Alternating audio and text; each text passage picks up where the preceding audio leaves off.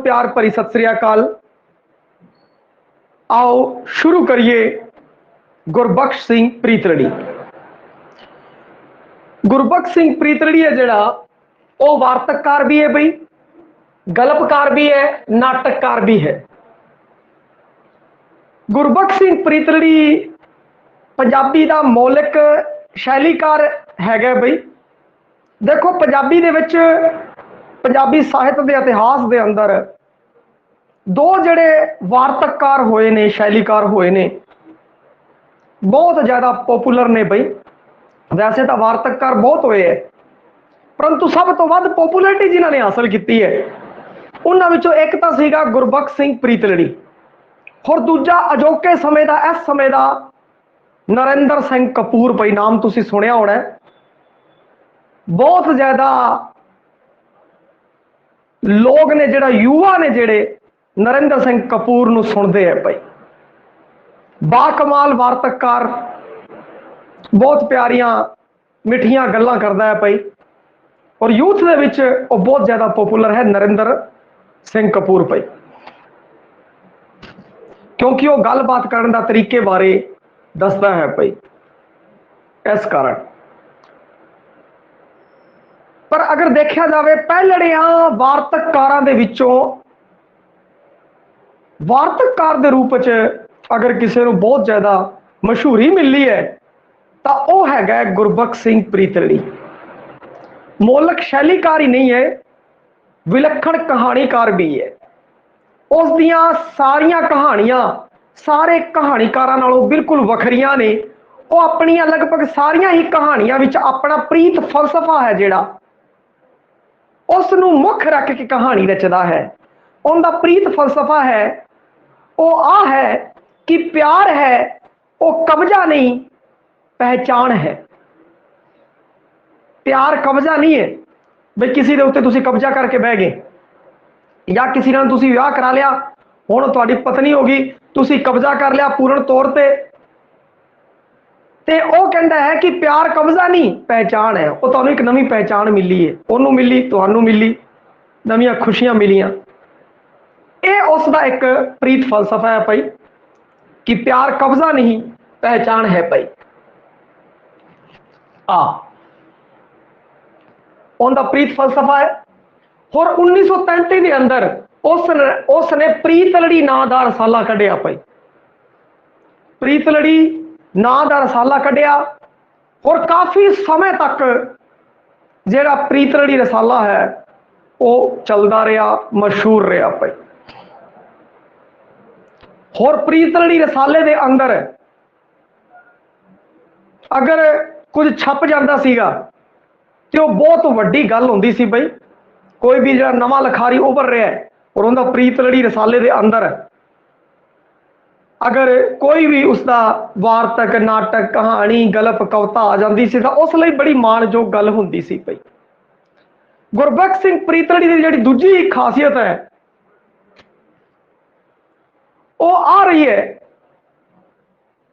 कि गुरबख्श सिंह प्रीतलड़ी ने अटारी बार्डर के नेड़े प्रीत नगर वसाया सी पई। उत्थे प्रीत नगर वसाया और उत्थे साहित्यकार सी जिहड़े उन्हां दियां मिलनियां होया करदियां सीगियां, समागम होया करदे सीगे प्रीत नगर दे अंदर। गुरबख्श सिंह प्रीतलड़ी ने अटारी बॉर्डर के नेड़े प्रीत नगर वसाया भाई।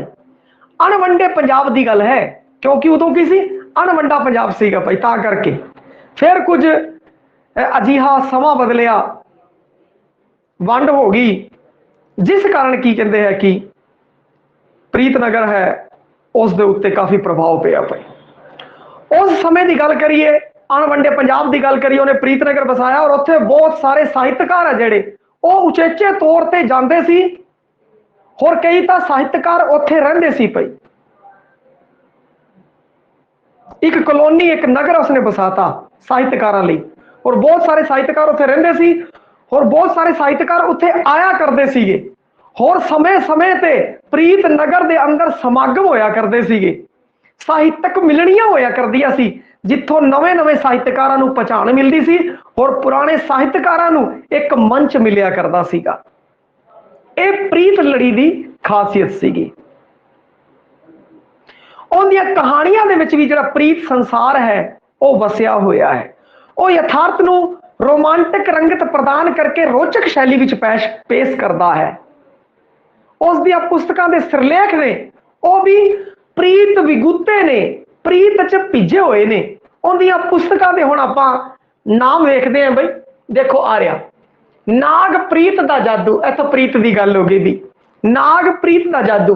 ਫਿਰ ਅਨੋਖੇ ਤੇ ਇਕੱਲੇ, ਵੀਣਾ ਵਿਨੋਦ। ਇੱਥੇ ਫਿਰ ਆ ਗਿਆ ਪ੍ਰੀਤਾਂ ਦੇ ਪਹਿਰੇਦਾਰ। ਭਾਬੀ ਮੈਨਾ ਬੜੀ ਹੀ ਪ੍ਰਸਿੱਧ ਕਹਾਣੀ ਹੈ ਪਈ ਇਸ ਦੀ। ਜ਼ਿੰਦਗੀ ਵਾਰਸ ਹੈ, ਰੰਗ ਸਹਿਕਦਾ ਦਿਲ, ਇੱਥੇ ਦਿਲ ਦੀ ਗੱਲ ਆ ਗਈ, ਕਦੇ ਪ੍ਰੀਤ ਦੀ ਗੱਲ ਆ ਗਈ ਪਈ। ਅਸਮਾਨੀ ਮਹਾਨਦੀ, ਫਿਰ ਪ੍ਰੀਤ ਕਹਾਣੀਆਂ, ਪ੍ਰੀਤ ਦੀ ਗੱਲ ਆ ਗਈ। ਫਿਰ ਸ਼ਬਨਮ, ਫਿਰ ਇਸ਼ਕ ਦੀ ਗੱਲ ਆ ਗਈ ਬਈ, ਇਸ਼ਕ ਪ੍ਰੇਮ ਦੀ ਗੱਲ ਆ ਗਈ। ਇਸ਼ਕ ਜਿਨ੍ਹਾਂ ਦੇ ਹੱਡੀ ਰਚਿਆ। ਬਹੁਤਾ ਪਾਂਦੀ, ਬਹੁਤਾ ਪਾਂਦੀ ਪਈ ਆਪਣੇ ਇਹ ਸ਼ਾਮਲ ਹੈਗੇ ਬੋਰਡ ਦੀ ਜਮਾਤ ਦੇ ਅੰਦਰ। ਬਹੁਤਾ ਪਾਂਦੀ ਕਹਾਣੀ ਹੈ ਪਈ ਇਸ ਦੀ। ਬਹੁਤਾ ਪਾਂਦੀ, ਬੰਬ ਬਹਾਦਰ, ਇਹ ਇਹਦੀਆਂ ਕਹਾਣੀ ਸੰਗ੍ਰਹਿ ਨੇ ਪਈ। ਦੁਬਾਰਾ ਫਿਰ ਪ੍ਰੀਤ ਤੋਂ ਸੰਬੰਧਿਤ ਕਹਾਣੀ ਸੰਗ੍ਰਹਿ ਦੀ ਪਹਿਲਾਂ ਗੱਲ ਕਰ ਲੈਂਦੇ ਆ। ਨਾਗ ਪ੍ਰੀਤ ਦਾ ਜਾਦੂ, ਪ੍ਰੀਤਾਂ ਦਾ ਪਹਿਰੇਦਾਰ, ਪ੍ਰੀਤ ਕਹਾਣੀਆਂ, ਇਸ਼ਕ ਜਿਨ੍ਹਾਂ ਦੀ ਹੱਡੀ ਰਚਿਆ। ਆ ਦੇਖੋ ਜੀ ਪ੍ਰੀਤਾਂ ਦੇ ਪਹਿਰੇਦਾਰ, ਇੱਕ ਤਾਂ ਹੋ ਗਿਆ, ਇੱਕ ਆ ਹੋ ਗਿਆ ਨਾਗ ਪ੍ਰੀਤ ਦਾ ਜਾਗੂ, ਇੱਥੇ ਹੋ ਗਿਆ ਜੀ। ਇੱਕ ਇਸ਼ਕ ਜਿਨ੍ਹਾਂ ਦੀ ਹੱਡੀ ਰਚਿਆ, ਇੱਥੇ ਪ੍ਰੀਤ ਆ ਗਿਆ ਬਈ।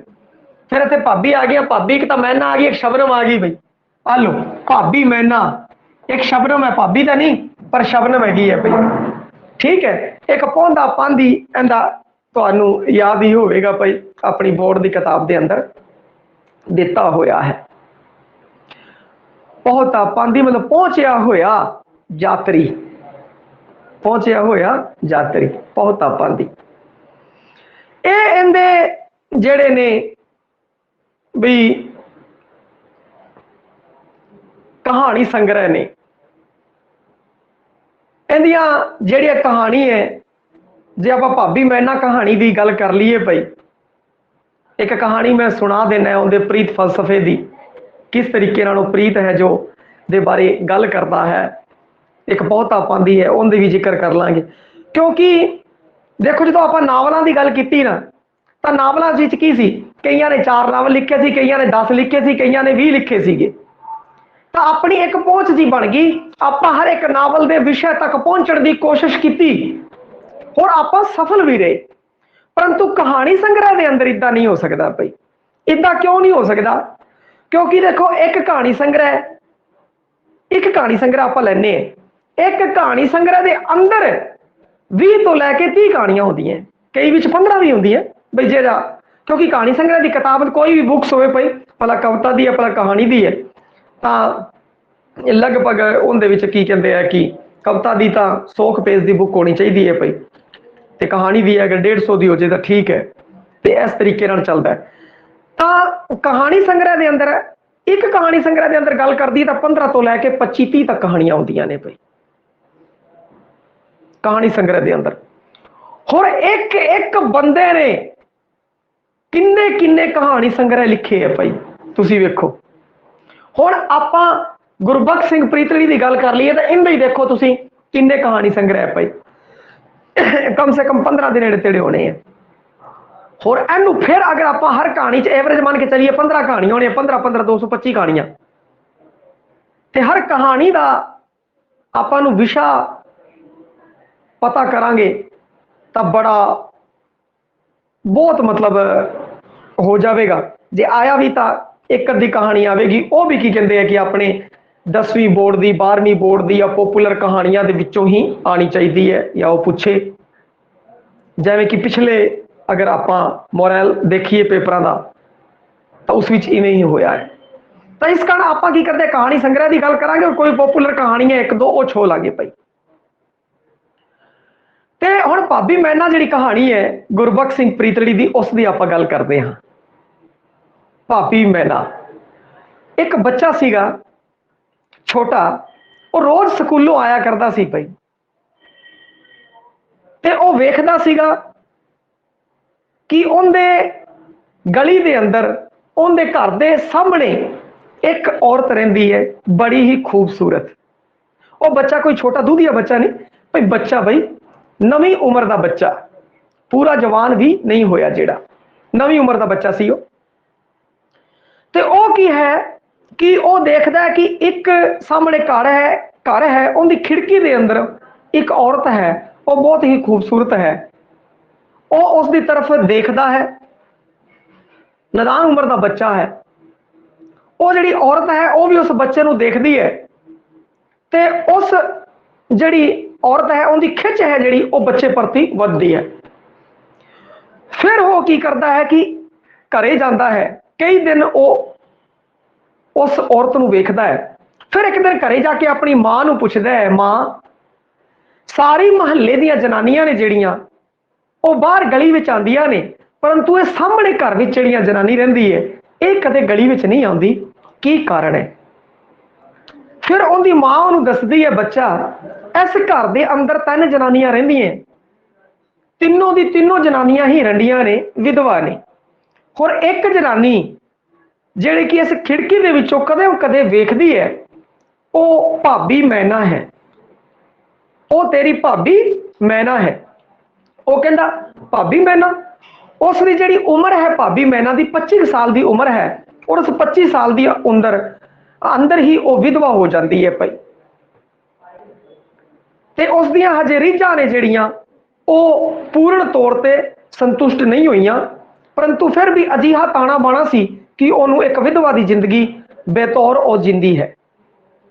वो हुण की करता है कि अपने चबारे में जो सौंदा है तो अपनी खिड़की खुली रखता है बई, तो भाभी मैना है जी वो उत्थों उस अपने देर नूं बच्चे नूं वेखदी है पई, उस दे प्रति उनकी खिच जी रहिंदी है, और उस उम्रे खिच रहिंदी भी हुंदी है पई। पर जिहड़ा वो बच्चा है वो की करता है, वो भी भाभी मैना नूं वेखदा है। वो कहता है दूजे दिन अपनी मां नूं जाके भाभी बारे फिर गल्लां करदा कि भाभी मैना मेरी भाभी किवें? फिर वो कहती है कि जिहड़ा इहदा घर वाला सीगा वो तेरा भरा सीगा, अपने मुहल्ले दे विच होर बच्चे सी उहनूं भरा भरा कहंदे सी, इस कारण ये तेरी भाभी है। वो कहता ठीक है जी। हुण की करता है कि जब लंघदा टपदा है तो भाभी मैना नूं वेखदा है, भाभी मैना उसनूं वेखदी है। एक दिन की होंदा है कि राती वो चबारे उत्ते सुत्ता होंदा है, ते भाभी मैना उसनूं निहार रही होंदी है, तो इन्ने भाभी मैना की जिहड़ी सस है वो आ जाती है, ते वो कहती है कि तू आ की कर रही है, तू उस नूं वेख रही है, आ तेरे लिए चंगा नहीं है, तू एक विधवा औरत है, तेरे लिए आ चंगा नहीं है। उनकी इच्छावां दा वो दमन कर दिंदी है उनकी सस। हुण वो की करता है, वो की करती है कि वो खिड़की है जिहड़ी बंद हो जाती है। उस तो पहला वो कहता है, वो बच्चा फिर अपनी मां को जाता है और उसनूं कहता है, मां मन्नू भी एक मैना चाहिए है। मन्नू मैना कहना मैना, वो कहती मैना ना बहुत सोहना है, मन्नू भी एक मैना चाहिए, तोते वाली मैना भाई, मन्नू भी एक मैना चाहिए है।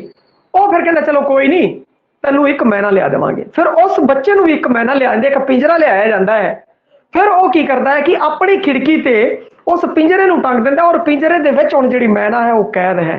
देखो किस तरीके नाल प्रतीक वरते ने, दोनों प्रतीक वरत ले प्रीतलड़ी ने। हुण वो जिहड़ी मैना है, तोते मैने वाली मैना, वो कैद है, उन्हें उसनूं अपने पिंजरे के अंदर टंगिया होया। हुण की हो गया, कई दिनों तो वो बारी बंद रहिंदी है। जदों वो बारी बंद रहिंदी है तो फिर वो मुंडा पुछदा है कि बारी बंद क्यों रहिंदी है, अपनी मां नूं पुछदा है। फिर वो कहंदा जी हुण बारी बंद रह गई, हुण जिहड़ी वो जनानी है वो जैन धर्म की हैगी है, वो जैन धर्म नूं फॉलो करदी है, हुण जैन धर्म की साध भी बन जाएगी, उसनूं साध भी बनाया जाएगा। फिर कुछ दिनों बाद बहुत बड़ा जैन धर्म के अंदर समागम किया जाता है और उसनूं साध भी बनाया जाता है। तो वो बच्चा कहता मैं अपनी भाभी नूं वेखना है। वो कहता चलो कोई नहीं, जदों ये साध भी बनूगी तो इनका यानी कि एक तरीके का रोड शो होएगा, बई ये साध भी बनेगा तो वड्डा समागम होएगा, फिर जो फेरी होएगी तो उस समय तू इनू मिल सकता है। फिर वो भी गुलाब के फुल लैके जाता है। ਹੋਰ ਭਾਬੀ ਮੈਨਾ ਨੂੰ ਮਿਲਣ ਲਈ ਖੜਾ ਹੋ ਜਾਂਦਾ ਹੈ। ਹੁਣ ਭਾਬੀ ਮੈਨਾ ਜਦੋਂ ਗੁਜ਼ਰਦੀ ਹੈ ਤਾਂ ਉਹ ਗਾਂ ਅੱਗੇ ਹੋ ਕੇ ਭਾਬੀ ਮੈਨਾ ਨੂੰ ਫੁੱਲ ਦਿੰਦਾ ਹੈ। ਭਾਬੀ ਮੈਨਾ ਉਸ ਨੂੰ ਪਛਾਣ ਲੈਂਦੀ ਹੈ, ਆ ਤਾਂ ਮੇਰਾ ਦੇਰ ਹੈਗਾ। ਜਿਹਨੂੰ ਉਹ ਵੇਖਦੀ ਹੈ ਉਹ ਵੀ ਉਸ ਨੂੰ ਵੇਖਦਾ ਹੈ। ਦੇਖਾ ਦੇਖੀ ਤੋਂ ਅੱਗੇ ਗੱਲ ਨਹੀਂ ਟੱਪੀ ਹੈ, ਬਸ ਇੱਥੇ ਤੱਕ ਹੀ ਰਹੇ, ਹੋਰ ਕੁਝ ਨਹੀਂ ਹੋਇਆ। ਹੁਣ ਉਹ ਕੀ ਹੈ ਕਿ ਉਸ ਤੋਂ ਫੁੱਲ ਲੈ ਲੈਂਦੀ ਹੈ ਤੇ ਉਸ ਦੀਆਂ ਸਬਰਾਂ ਦੀ ਗੱਲ ਕੀਤੀ ਜਾਂਦੀ ਹੈ। ਫਿਰ ਜਿਹੜਾ ਉਹ ਵੱਡਾ ਬੰਦਾ ਹੁੰਦਾ ਹੈ, ਜਿਹੜਾ ਉਸ ਨੂੰ ਸਾਧੂ ਹੀ ਬਣਾਉਂਦਾ, ਉਹ ਕਹਿੰਦਾ ਜੀ ਤੁਹਾਨੂੰ ਹੈ ਜਿਹੜਾ ਬੜਾ ਹੀ ਸਾਦਾ ਜੀਵਨ ਜੀਣਾ ਪਵੇਗਾ। ਉਹ ਕਹਿੰਦੀ ਠੀਕ ਹੈ ਜੀ, ਮੈਂ ਸਾਦਾ ਜੀਵਨ ਜੀਣ ਲਈ ਤਿਆਰ ਹਾਂ।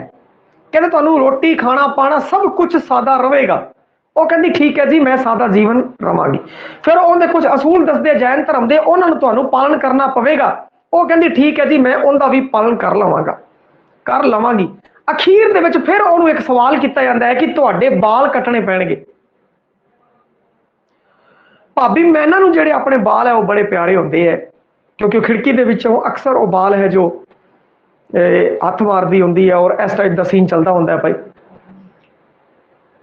ਤੇ ਉਹ ਕਹਿੰਦੀ ਹੈ ਕਿ ਬਾਲ ਹੈ ਜੋ ਹੁਣ ਉਹ ਪੱਟੇ ਜਾਣਗੇ, ਉਖਾੜੇ ਜਾਣਗੇ ਤੇ ਤੁਹਾਡੀ ਰੋਡ ਕੱਢੀ ਜਾਵੇਗੀ। ਬਾਲ ਹੈ ਜੋ ਉਖਾੜੇ ਜਾਣਗੇ ਭਾਈ। ਉਹ ਕਹਿੰਦੀ ਚਲੋ ਇਸ ਤੋਂ ਪਹਿਲਾਂ ਮੈਂ ਇੱਕ ਵਾਰ ਮੈਨੂੰ ਇਕੱਲਾ ਛੱਡ ਦੋ ਤੇ ਮੈਂ ਆਪਣੇ ਆਪ ਨਾਲ ਗੱਲਾਂ ਕਰਨਾ ਚਾਹੁੰਦੀ ਹਾਂ। ਫਿਰ ਉਹ ਕੀ ਕਰਦੀ ਹੈ ਕਿ ਇੱਕ ਪੁਲ ਦੇ ਉੱਤੇ ਜਾ ਕੇ ਬਹਿ ਜਾਂਦੀ ਹੈ ਔਰ ਫਿਰ ਸੋਚਦੀ ਹੈ ਭਾਬੀ ਮੈਨਾ। ਹੋਰ ਸੋਚਦੀ ਉਸ ਪੁਲ ਤੋਂ ਥੱਲੇ ਛਾਲ ਮਾਰ ਜਾਂਦੀ ਹੈ। ਉਹ ਜਿਹੜਾ ਬੱਚਾ ਹੁੰਦਾ ਉਹਦਾ ਦੇਰ ਹੁੰਦਾ, ਉਹ ਭੱਜ ਕੇ ਪੁਲ ਦੇ ਕੋਲ ਜਾਂਦਾ ਔਰ ਦੇਖਦਾ ਭਾਬੀ ਮੈਨਾ ਥੱਲੇ ਪਈ ਹੈ ਔਰ ਉਹਦਾ ਸਿਰ ਹੈ ਜੋ ਉਹ ਖੂਨ ਨਾਲ ਲਥਪਥ ਹੈ, ਉਹਦੀ ਮਾਂਗ ਹੈ ਜੋ ਭਰੀ ਗਈ ਹੈ। ਤੇ ਉਹ ਸੋਚ ਕੇ ਬੜਾ ਹੀ ਦੁਖੀ ਹੁੰਦਾ ਹੈ। ਔਰ ਇਸ ਤਰੀਕੇ ਨਾਲ ਕਹਾਣੀ ਹੈ ਜਿਹੜਾ ਉਹ ਅੰਤ ਹੋ ਜਾਂਦਾ ਹੈ ਕਹਾਣੀ ਦਾ ਭਾਈ। ਇੱਥੇ ਹੀ ਕਹਾਣੀ ਦਾ ਅੰਤ ਹੋ ਜਾਂਦਾ ਹੈ। ਭਾਬੀ ਮੈਨਾ ਯਾਨੀ ਕਿ ਉਹ ਮੈਨਾ ਵਾਲੀ ਤਰ੍ਹਾਂ ਪਿੰਜਰਾ ਵਿੱਚ ਕੈਦ ਸੀ ਔਰ ਉਹਦੀਆਂ ਖੁਦ ਦੀਆਂ ਆਪਣੀਆਂ ਸਧਰਾਂ ਸੀਗੀਆਂ, ਪ੍ਰੀਤਾਂ ਸੀ, ਉਹ ਉਹਨੂੰ ਹੰਡਾਉਣਾ ਚਾਹੁੰਦੀ ਸੀ। ਪਰੰਤੂ ਜਿਹੜਾ ਸਮਾਜ ਸੀਗਾ ਉਹ ਉਸ ਦੀ ਰੁਕਾਵਟ ਪੈਦਾ ਕਰਦਾ ਹੈ, ਉਸ ਨੂੰ ਉਹ ਜ਼ਿੰਦਗੀ ਨਹੀਂ ਦਿੰਦਾ ਜੋ ਉਹ ਜੀਣਾ ਚਾਹੁੰਦੀ ਹੈ, ਉਸ ਨੂੰ ਉਹ ਜ਼ਿੰਦਗੀ ਦੇਣਾ ਚਾਹੁੰਦਾ ਹੈ ਜੋ ਉਹ ਜੀਣਾ ਨਹੀਂ ਚਾਹੁੰਦੀ। ਇਸ ਤਾਣੇ ਬਾਣੇ ਨੂੰ ਲੈ ਕੇ ਆ ਰਚੀ ਉਹਦੀ ਕਹਾਣੀ ਹੈ ਭਾਈ। ਹੁਣ ਜੇ ਗੱਲ ਕਰੀਏ ਦੂਜੀ ਕਹਾਣੀ ਦੀ, ਪੌਤਾ ਪਾਂਦੀ। ਇਸ ਦੇ ਅੰਦਰ ਇੱਕ ਬਈ ਬੰਦਾ ਹੁੰਦਾ ਹੈ, ਰੇਲ ਗੱਡੀ ਸਫ਼ਰ ਕਰਦਾ ਹੈ। ਸ਼ੋਰਟ ਦੇ ਵਿੱਚ ਮੈਂ ਸੁਣਾ ਦੇਵਾਂ ਬਈ, ਔਰ ਜਦੋਂ ਆਪਾਂ ਫਿਰ ਗੱਲ ਕਰਾਂਗੇ ਤੇ ਇਸ ਵਿਸਥਾਰ ਦੇ ਰੂਪ 'ਚ ਮੈਂ ਤੁਹਾਨੂੰ ਸੁਣਾ ਦੂੰਗਾ। ਉਹ ਫਿਰ ਕੀ ਕਰਦਾ ਕਿ ਜਿਹੜਾ ਵੀ ਰਾਸਤੇ 'ਚ ਆਉਂਦਾ ਉਹਦੀ ਰਾਸਤੇ ਜਿਹੜਾ ਵੀ ਬਹਿੰਦਾ ਗੱਡੀ ਵਿੱਚ ਬਹਿੰਦਾ ਉਹਦੇ ਵਾਸਤੇ ਬਹਿਣ ਵਾਸਤੇ ਜਗ੍ਹਾ ਬਣਾ ਲੈਂਦਾ ਹੈਗਾ। ਉਹਨਾਂ ਨੂੰ ਸਕੰਜੀ ਪਿਲਾਉਂਦਾ ਹੈ, ਸਭ ਕੁਝ ਪਿਲਾਉਂਦਾ ਹੈ ਔਰ ਫਿਰ ਇੱਕਦਮ ਉਤਰ ਜਾਂਦਾ ਹੈ। ਉਹ ਬਈ ਕਿਸ ਤਰੀਕੇ ਨਾਲ ਸਾਰਿਆਂ ਦੇ ਦਿਲ ਵਿੱਚ ਉਹ ਜਗ੍ਹਾ ਛੱਡ ਜਾਂਦਾ ਹੈ। ਆਹ ਹੈ ਤੇ ਇਸ ਦੇ ਬਾਰੇ ਵਿਸਥਾਰ ਨਾਲ ਫਿਰ ਆਪਾਂ ਚਰਚਾ ਕਰਾਂਗੇ ਭਾਈ। ਪੌਤਾ ਪਾਂਦੀ ਦੀ ਆ ਹੈ ਆਪਣੇ ਸਿਲੇਬਸ ਦੇ ਅੰਦਰ, ਇਸ ਨੂੰ ਚੰਗੀ ਤਰ੍ਹਾਂ ਆਪਾਂ ਪੜਾਂਗੇ ਭਾਈ। ਇਹ ਪ੍ਰੀਤਲੜੀ ਦੀਆਂ ਕਹਾਣੀ ਹੈ ਬਈ। ਪ੍ਰੀਤਲੜੀ ਦੀ ਕਹਾਣੀਆਂ ਅੰਦਰਲਾ ਪ੍ਰੀਤ ਸੰਸਾਰ, ਪ੍ਰੇਮ ਰੁੱਝੇ ਪਾਤਰ ਵੇਖ ਕੇ ਇਹ ਕਿਸੇ ਕਾਲਪਨਿਕ ਸੰਸਾਰ ਦੀਆਂ ਪਰੀ ਕਹਾਣੀਆਂ ਜਾਪਦੀਆਂ ਨੇ। ਜਿਵੇਂ ਭਾਬੀ ਮੈਨਾ ਵੀ ਪਰੀਆਂ ਵਰਗੀ ਸੋਹਣੀ ਉਹਨੇ ਦੱਸੀ ਸੀ। ਉਹ ਹਰੇਕ ਸਮੱਸਿਆ ਨੂੰ ਪ੍ਰੀਤ ਚਿਕਿਤਸਾ ਨਾਲ ਹੱਲ ਕਰਦਾ ਹੈ। ਜਿਵੇਂ ਕੋਈ ਐਲੋਪੈਥੀ ਵਰਤਦੇ ਹੈ, ਕੋਈ ਹੋਮਿਓਪੈਥੀ ਵਰਤਦੇ ਹੈ, ਪਰੰਤੂ ਜਿਹੜਾ ਪ੍ਰੀਤਲੜੀ ਹੈ ਉਹ ਪ੍ਰੀਤ ਪੈਥੀ ਵਰਤਦਾ ਹੈ। ਪ੍ਰੀਤ ਦੇ ਨਾਲ ਸਮੱਸਿਆਵਾਂ ਦਾ ਹੱਲ ਕਰਦਾ ਹੈ। ਉਸ ਦੇ ਪਾਤਰ ਸਮਾਜ ਦੀ ਆਰਥਿਕ ਨਾ ਬਰਾਬਰੀ ਤੋਂ ਉੱਤੇ ਉੱਠ ਕੇ ਆਪਣੀ ਅਮੀਰੀ ਗਰੀਬੀ ਨੂੰ ਤਿਆਗ ਕੇ ਆਪਣੀ ਪ੍ਰੀਤ ਨੂੰ ਸਿਰੇ ਚੜਾਉਂਦੇ ਹੈ ਭਾਈ। ਪ੍ਰੀਤ ਨੂੰ ਸਿਰੇ ਚੜਾਉਂਦੇ ਹੈ। ਪ੍ਰੀਤ ਹੈ ਜੋ ਉਹ ਉੱਤੇ ਹੈ ਭਾਈ। ਇਹਨੇ ਅਮੀਰ ਗਰੀਬ ਦਾ ਜਿਹੜਾ ਹੈ ਉਹ ਸਭ ਕੁਝ ਪਿੱਛੇ ਛੱਡਤਾ ਔਰ ਸਿਰਫ ਇਹਨੇ ਜਿਹੜੀ ਗੱਲ ਕੀਤੀ ਹੈ ਉਹ ਇਸ ਨੇ ਜਿਹੜੀ ਗੱਲ ਕੀਤੀ ਹੈ ਉਹ ਪ੍ਰੀਤ ਦੀ ਗੱਲ ਕੀਤੀ ਹੈ ਭਾਈ। ਉਹਦੀ ਭਾਬੀ ਮੈਨਾ, ਪੌਤਾ ਪਾਂਦੀ, ਪ੍ਰੀਤਾਂ ਦੇ ਪਹਿਰੇਦਾਰ, ਵਰਣਨਯੋਗ ਕਹਾਣੀਆਂ ਨੇ। ਬਿਨਾਂ ਸ਼ੱਕ ਗੁਰਬਖਸ਼ ਸਿੰਘ ਪ੍ਰੀਤਲੜੀ ਆਪਣੀ ਨਿਵੇਕਲੀ ਗਲਪ ਸ਼ੈਲੀ ਦ੍ਰਿਸ਼ਟੀਕਾਰਨ ਪੰਜਾਬ ਦਾ ਅਨੋਖਾ ਤੇ ਇਕੱਲਾ ਕਹਾਣੀਕਾਰ ਹੈ। ਵੈਸੇ ਇੱਕ ਗੱਲ ਹੋਰ ਇਹਦੇ ਬਾਰੇ ਬੜੀ ਦਿਲਚਸਪ ਹੈ ਭਾਈ, ਗੁਰਬਖਸ਼ ਸਿੰਘ ਪ੍ਰੀਤਲੜੀ ਦੇ ਬਾਰੇ। ਦੇਖੋ ਇੰਨਾ ਵੱਡਾ ਰਾਈਟਰ, ਪਿਆਰ ਦੀਆਂ ਵੱਡੀਆਂ ਗੱਲਾਂ ਕੀਤੀਆਂ, ਵੱਡੀਆਂ ਕਹਾਣੀਆਂ ਪਿਆਰ ਦੀਆਂ ਲਿਖਤੀਆਂ। ਕਹਿੰਦਾ ਕੋਈ ਅਮੀਰੀ ਗਰੀਬੀ ਨਹੀਂ, ਕੋਈ ਕੁਝ ਨਹੀਂ ਹੈ, ਤੁਸੀਂ ਆਪਣਾ ਪਿਆਰ ਹੰਡਾਓ। ਪ੍ਰੀਤ ਫਲਸਫਾ ਉਹਨੇ ਦਿੱਤਾ। ਉਹਦੀ ਕੁੜੀ ਪਿਆਰ ਕਰਦੀ ਸੀ ਬਈ, ਗੁਰਬਖਸ਼ ਸਿੰਘ ਪ੍ਰੀਤਲੜੀ ਦੀ ਕੁੜੀ ਸੀ ਨਾ, ਉਹ ਪਿਆਰ ਕਰਦੀ ਸੀ ਸ਼ਿਵ ਕੁਮਾਰ ਬਟਾਲਵੀ ਦੇ ਨਾਲ। ਔਰ ਸ਼ਿਵ ਕੁਮਾਰ ਬਟਾਲਵੀ ਸੀ ਉਹ ਪਿਆਰ ਕਰਦਾ ਸੀਗਾ ਗੁਰਬਖਸ਼ ਸਿੰਘ ਪ੍ਰੀਤਲੜੀ ਦੀ ਕੁੜੀ ਦੇ ਨਾਲ। परंतु देखो इन्ना वड्डा राइटर जी ने सारी जिंदगी कागज काले करते प्यार फलसफे के बारे लिख के, और फिर की किया जो अपनी कुड़ी की वारी आई तो कहता ना ना जी ना, एक काम नहीं चलेगा। और अपनी कुड़ी नूं बाहर फॉरन दे विच ओह विआह दिंदा है। और शिव कुमार बटालवी जी तो इत्थे ही रह जाते हैं, जिहड़ा अधिकतर आशकां नाल हुंदा है वही शिव कुमार बटालवी नाल हुंदा है। बई शिव कुमार बटालवी जी इत्थे रह जाते हैं, वो उत्थे चले जाते हैं। और एक तरीके का एक आरोप है कि जिस बंदे ने ताउमर प्रीत फलसफे बारे लिखिया, अपनी कहानियां दे अंदर प्रीत नूं सिरे चढ़ाया, अमीरी गरीबी नूं तोड़िया, और खुद ही अपनी व्यवहारिक जिंदगी दे अंदर उसनूं टालिया नहीं। ये प्रश्न तो नहीं आना, पर यह आरोप है उनके उत्ते, गुरबख्श सिंह प्रीतलड़ी के उत्ते। भाई वार्तक रचनावां इन्हें बहुत सारिया लिखिया है। भाई वार्तककार के उत्ते वार्तककार के रूप में ज्यादा मशहूर है। जो आप वार्तककार करांगे तो जरूर इस बारे चर्चा करांगे। हुण आपां अगली गल करिए गुरमुख सिंह मुसाफर। भाई गुरमुख सिंह मुसाफर पंजाब का सीएम भी बनया है। भाई सियासतदान सीगा, आजादी का घुलाटिया सीगा। भाई स्वतंत्रता सेनानी, आजादी घुलाटिया, सियासतदान, पंजाब का सीएम भी बनया 1899 तो 1976। कवि भी है, कहानीकार भी है, सियासतदान भी है। भाई आजादी का घुलाटिया भी है। उनके कहानी संग्रह वखरी दुनिया, लो जी वखरी दुनिया, सब अच्छा, आ लड़े दा वोट, सस्ता तमाशा, कंधा बोल पईयां, 27 जनवरी, अल्लाह वाले, गुटार, उरवार पार। उरवार पार लई इसनूं 1978 के अंदर भारतीय साहित्य अकादमी पुरस्कार मिले है। भाई गुरमुख सिंह मुसाफर नूं। गुरमुख सिंह मुसाफर उन्हां लेखकां विचों है जो इक्को समय साहित्य अते सुतंत्रता संग्राम नाल जुड़ा रहा। राजसी चेतना वाली कहानी है इहदियां कहानी राजसी चेतना वाली है, राजसी इंकलाब चाहता है। देखो नेते तो राजसी इंकलाब चाहणगे, वो कहेंगे भरावा बहुत हो गई तुहाडी लुट खसुट, हुण सानू वोट पाओ, हुण असीं देखो फिर की करदे, असीं कुछ नवां करांगे। ते इह बई राजसी चेतना लैके आंदे है। ते इहने गुरमुख सिंह मुसाफर सी, भी राजसी चेतना लैके आया सी बई अंग्रेजों के खिलाफ, और बहुत कुछ आज़ादी का घुलाटिया रहा है।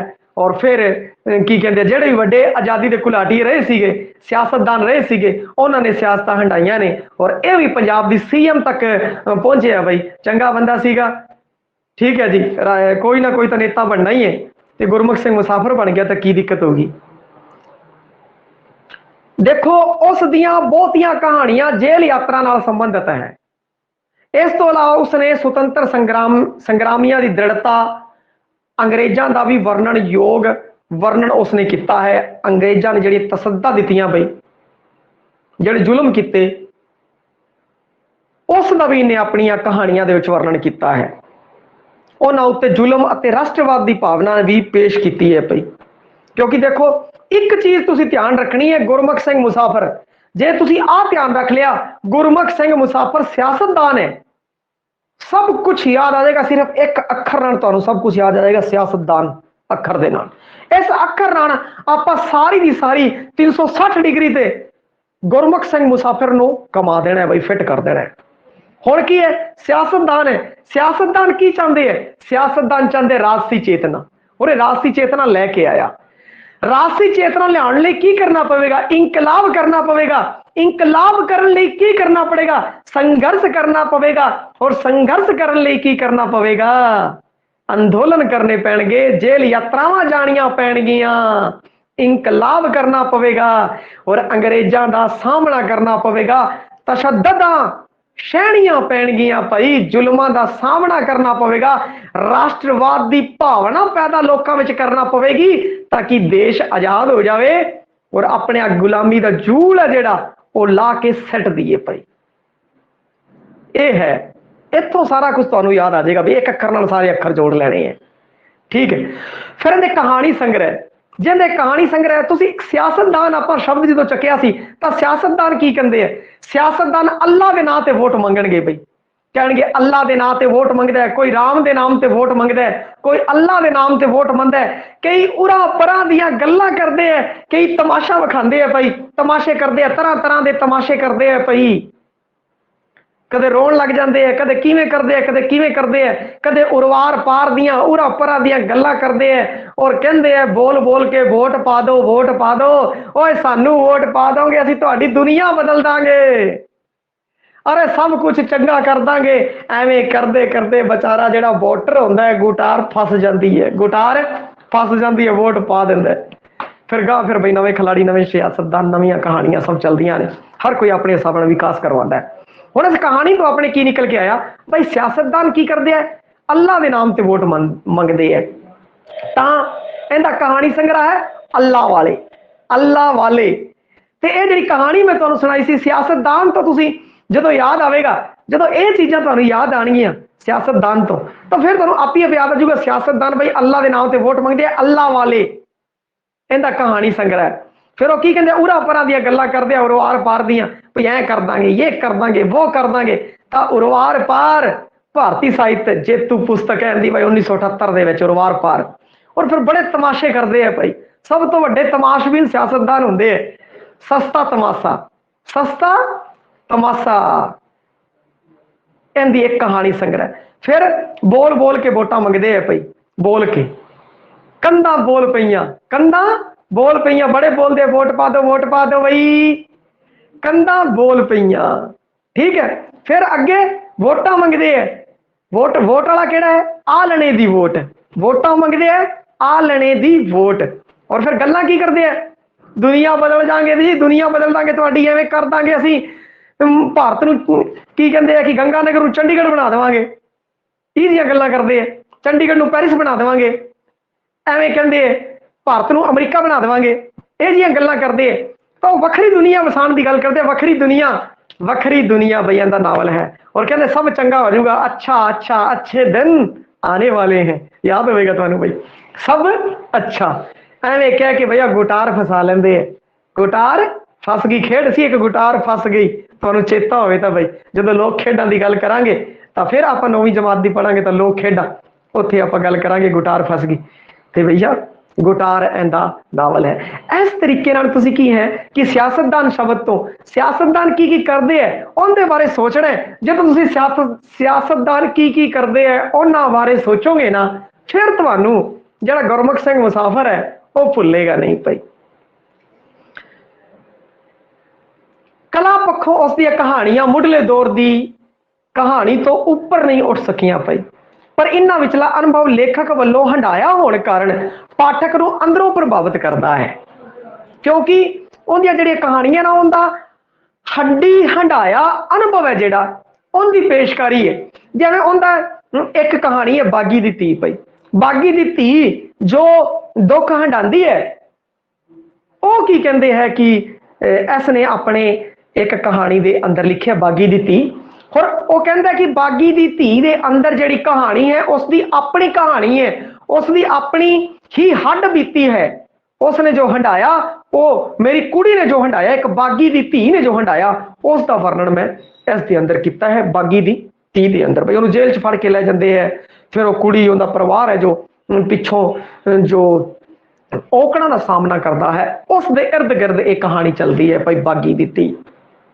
और इसनूं पद्म विभूषण भी मिलिया होया है भाई, गुरमुख सिंह मुसाफर नूं पद्म विभूषण सम्मान दे नाल भी सम्मानित किया गया है। हुण है जी अगर